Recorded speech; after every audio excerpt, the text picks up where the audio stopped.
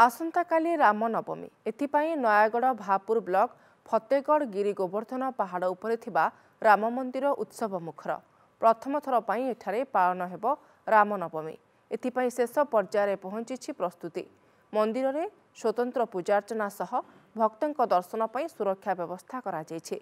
प्रभु श्रीराम हेबो सूर्य तिलक एवं स्वतंत्र नीतिकांति एथिपाई मंदिर ट्रस्ट श्रीराम सेवा परिषद पक्षरु समस्त प्रकार व्यवस्था करा जायछि। सकाळ 5टारू ब्राह्म मुहूर्त श्रद्धालु धाड़ी रे जाई भगवान को दर्शन करिपारिबे। सकाळ मंगल आरती ठारू आरंभ करी राति 11टा पर्यंत दर्शन चलिबो।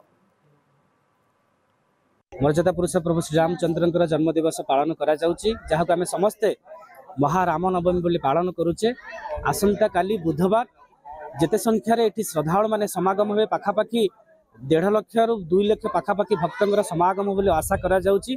जे भक्त माने समस्त आसीबे समस्त भक्त माने किबळी प्रथमे निजर जानवाहन गुडी को सुरक्षित रखि परिबे सेतिपई संपूर्ण पार्किंग रो व्यवस्था करा जायछि।